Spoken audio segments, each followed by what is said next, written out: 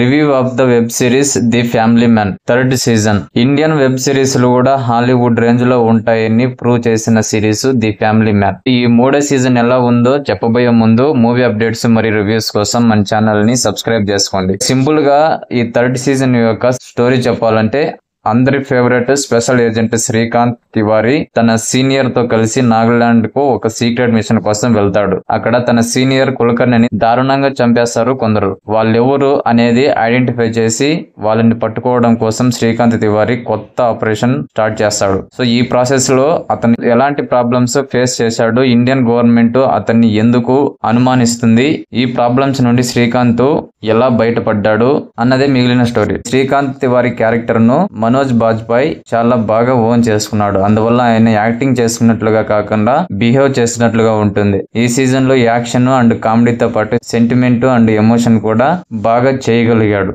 ఇక ప్రియమణికి ఈ సీజన్ లో కాస్త ఎక్కువ సీన్లు పడ్డాయి.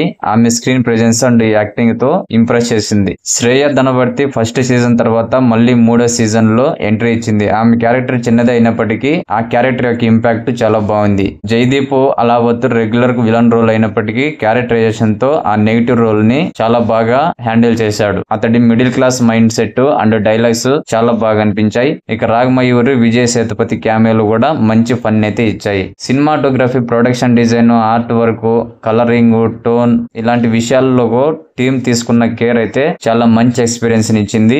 7 ఎపిసోడ్ల ఈ సిరీస్ లో ప్రొడక్షన్ పరంగా ఒక్క మిస్టేక్ కూడా లేదంటే మామూలు విషయం కాదు. యాక్షన్ బ్లాక్స్ మాత్రం ఇంకాస్త పర్టికులర్ గా స్టైలిష్ గా ఉంటే బాగుండి అనిపించింది. చాలా పెద్ద పెద్ద ఫైట్లు కూడా సింపుల్ గా అయిపోయినట్లయితే అనిపిస్తుంది. Director Raj and DK first 2 season లో మనోజ్ బాజ్పాయ్ టైమింగ్ మీద ఎక్కువగా డిపెండ్ అయ్యారు. ఇక థర్డ్ సీజన్ లో మాత్రం ఇంటర్నేషనల్ లోకి వెళ్తున్నామనే ఉద్దేశంతో మనోజ్ ను కాస్త సీరియస్ గా చూపించేశారు. ఈ కామెడీ బాధ్యత మొత్తం కూడా శరీర్ భస్మి మీద వేసేశారు. అది ఒకటి మైనస్ అయింది. అయితే ఈ టైప్ ఆఫ్ ఇంటర్నేషనల్ కాన్ఫిడెన్సీ ఉన్న సిరీస్లు అండ్ సినిమాలు ఇప్పటికే చాలా చూసేసి ఉండడంతో ఇది కొత్తగా అయితే అనిపించలేదు. ఫ్యామిలీ మ్యాన్ కి ప్లస్ పాయింటే డీల్ చేసే పాయింట్. ఫస్ట్ సీజన్ ముంబైలో గ్యాస్ బ్లాస్ట్, సెకండ్ సీజన్ లో పిఎం మీద అటాక్ ను ఆపడం, ఈ రెండు ఇండియాకి లింక్ ఉండడం అండ్ కాస్త తమిళ్ ఫ్లేవర్ కూడా ఉండడంతో ఆడియన్స్ చాలా బాగా ఎంజాయ్ చేశారు. కానీ సీజన్ 3 లో అది మిస్ అయింది. రాజ్ అండ్ డీకే వాటిని విడిచేయకుండా ఉండాల్సింది. ఇప్పుడు ఇంటర్నేషనల్ ఓటీటీలో పుణ్యమా అని